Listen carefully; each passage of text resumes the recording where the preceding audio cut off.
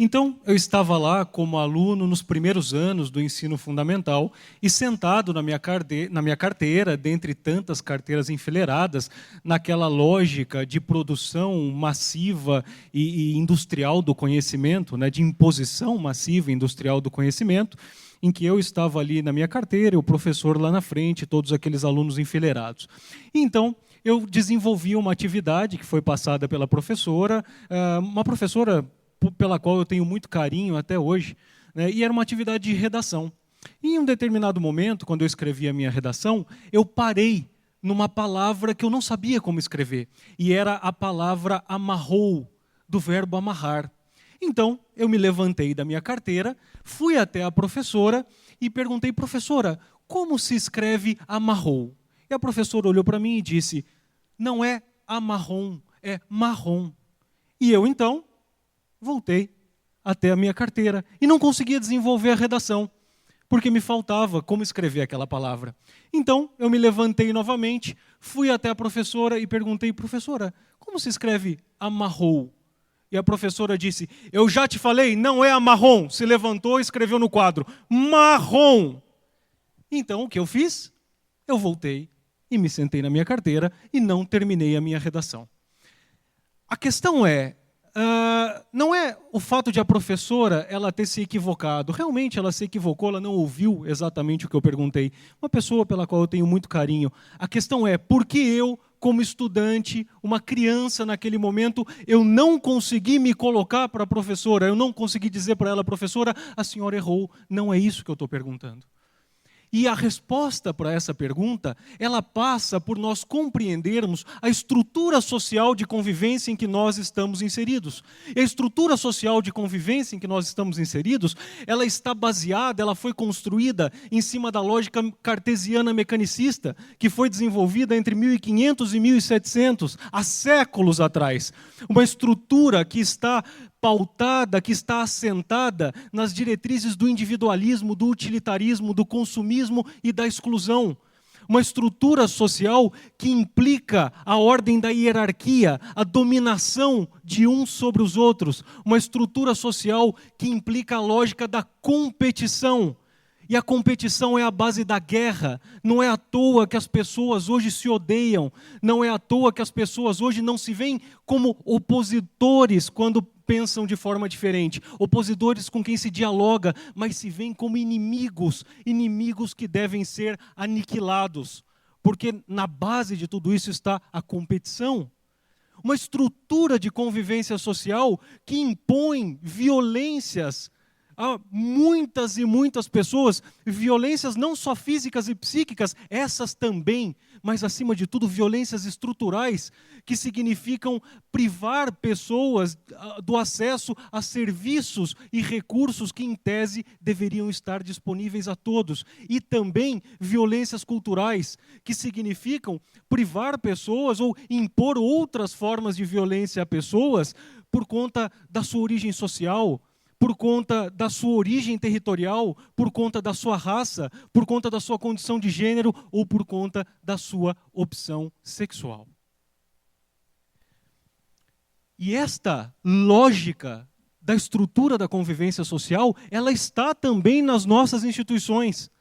As nossas instituições, assim como a escola e tantas outras instituições, até mesmo o sistema de justiça, elas estão pautadas por essa mesma lógica, a lógica hierárquica, a lógica punitiva, a lógica excludente. As escolas ainda acreditam que a base da convivência está na imposição, que a base da convivência está no controle pelo medo. Tanto assim que existe uma pesquisa da agência de terror, ou da agência antiterror norte-americana, na qual se buscou entender por que os alunos, ou alguns alunos em um determinado momento, eles pegam armas, ingressam nas escolas e atiram nos colegas. E a conclusão a que essa pesquisa chegou é que o que motiva os alunos a terem esse comportamento violento é o sentimento de não pertencimento.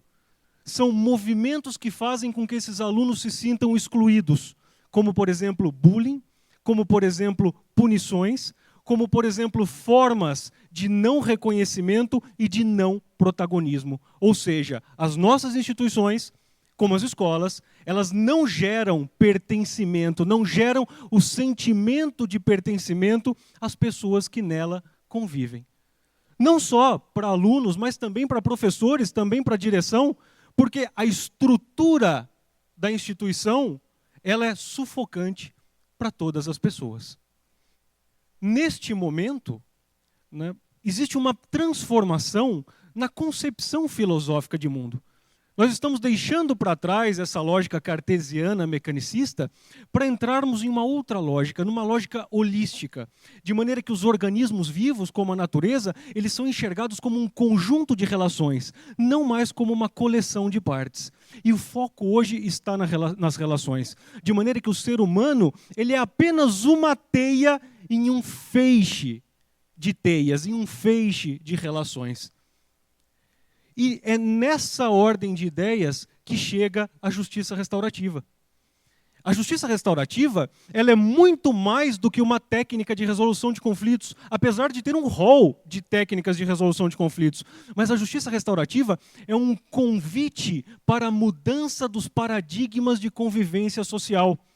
É um convite para que a sociedade repense essa lógica de competição, de dominação, para passarmos a construir uma lógica de compreensão, de atendimento de necessidades, de construção de responsabilidades individuais e coletivas, ou seja, para construirmos uma lógica de cooperação. A justiça restaurativa, ela é um grande anfitrião, que reúne todas as pessoas da comunidade para que todas juntas elas possam pensar, a partir das suas diferentes visões de mundo, em caminhos que sejam bons para todos e não excluam ninguém. E quando nós falamos em justiça restaurativa, nós não estamos falando no sistema de justiça, no poder judiciário, não.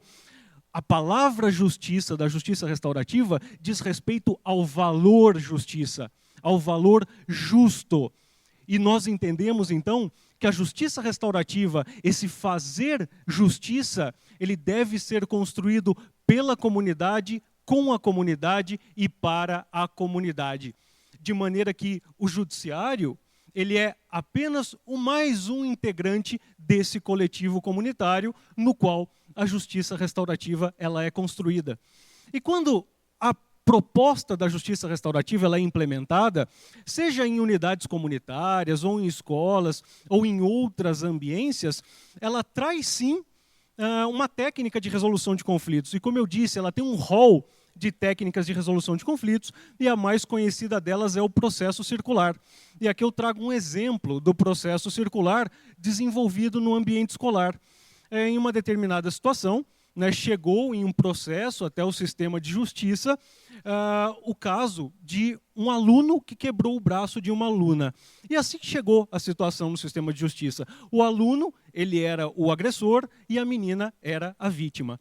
E esse caso ele foi derivado para o trabalho na justiça restaurativa, de maneira que o processo ele foi paralisado.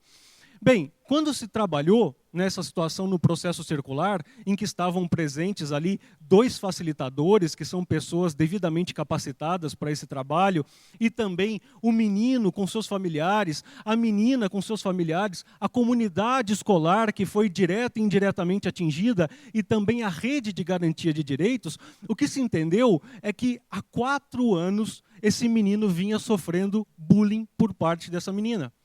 Então, um dia, esse menino, cujo pai estava desempregado, começou a fazer uso de álcool e chegava em casa e batia no menino.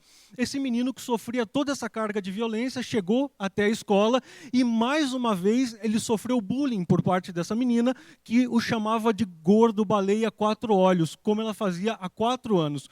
Então, esse menino ele empurrou a garota caiu e quebrou o braço. Durante o trabalho do processo circular restaurativo, esse garoto ele entendeu que, apesar de tudo, ele não tinha o direito de ter quebrado o braço daquela menina. Então ele se comprometeu, junto com a família dele, a reparar os danos materiais que aquela menina teve. A menina também entendeu qual foi a sua responsabilidade por tudo aquilo que aconteceu. E a família dela também se comprometeu a orientar melhor a filha no que diz respeito ao respeito com relação aos colegas. Bom, para além disso, né, a comunidade e também a rede de garantia de direitos se comprometeu a ajudar aquele pai a se recolocar no mercado de trabalho e a lidar com o problema do alcoolismo e da violência dentro de casa. E a escola também entendeu a sua corresponsabilidade por nunca ter trabalhado a questão da violência dentro do ambiente escolar. Então, aqueles alunos, juntamente com a escola, se comprometeram a desenvolver um trabalho anti-bullying e anti-violência dentro da escola.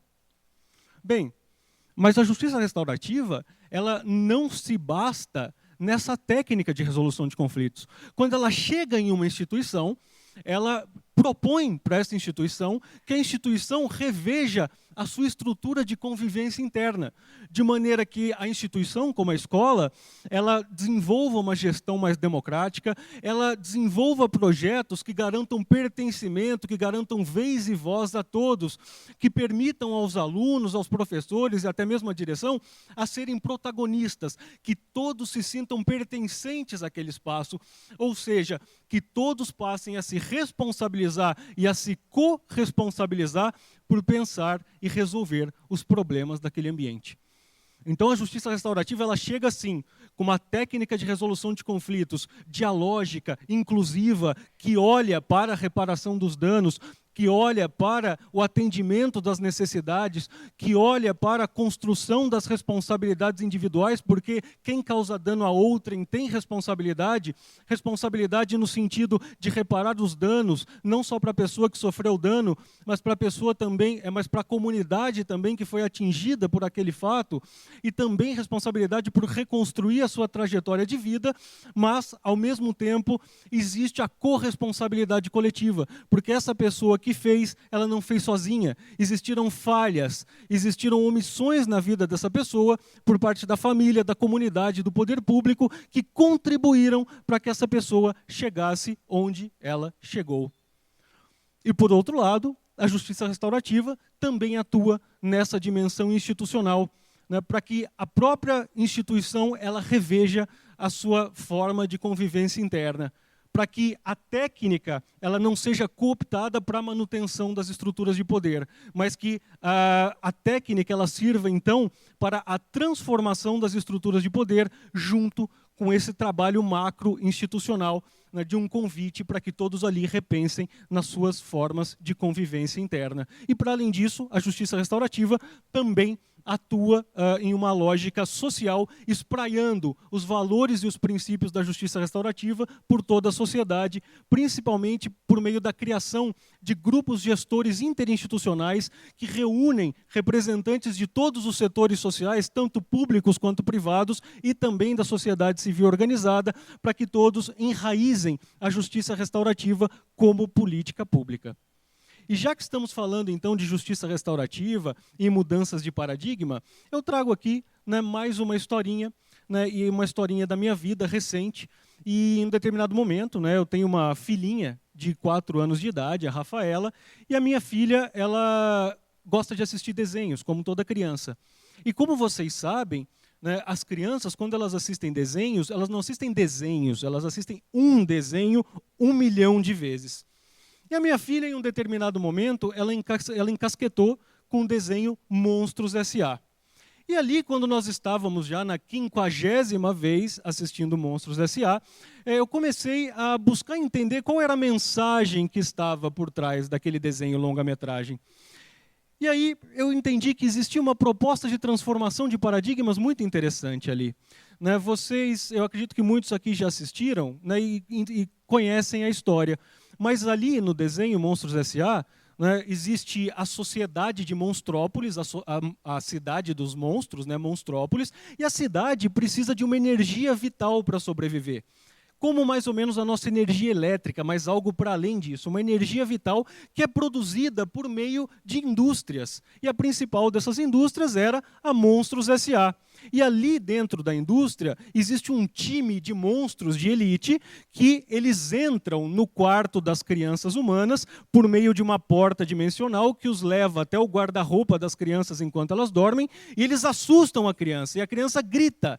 E aí o grito dessa criança, ele gera energia, e essa energia do grito, ela é armazenada. E como vocês podem perceber, né, para os monstros gerarem então energia para a monstrópolis, eles precisam causar dor para as crianças, sofrimento, violência. E qual é o discurso que foi criado para que os monstros eles não tenham empatia com a criança, para que eles possam causar dor sem o menor constrangimento? As crianças são tóxicas, elas podem destruir o mundo de Monstrópolis.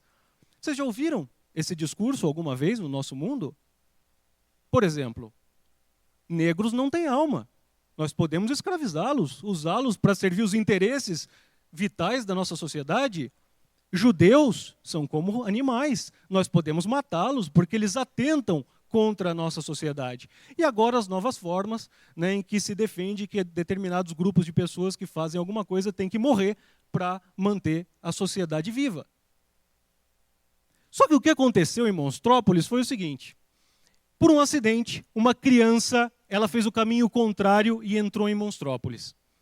E naquele momento, os monstros, que são os personagens principais, eles se afeiçoaram à criança e entenderam que a criança ela não era tóxica, ela não causava mal. E entenderam algo maior ainda. Eles entenderam que o sorriso da criança, a alegria da criança gerava 10 vezes mais energia para a sobrevivência de Monstrópolis do que o grito, do que a dor. Será que um dia nós, como sociedade, vamos entender isso? Que não é com dor, não é com sofrimento, não é com ódio que nós vamos criar a energia vital para a sobrevivência da nossa sociedade? Mas sim com alegria, mas sim com união, mas sim com conexão humana e principalmente com amor. E essa é a proposta da justiça restaurativa. Justiça restaurativa que, antes de pretender transformar o outro, nos convida a nos transformarmos. Muito obrigado.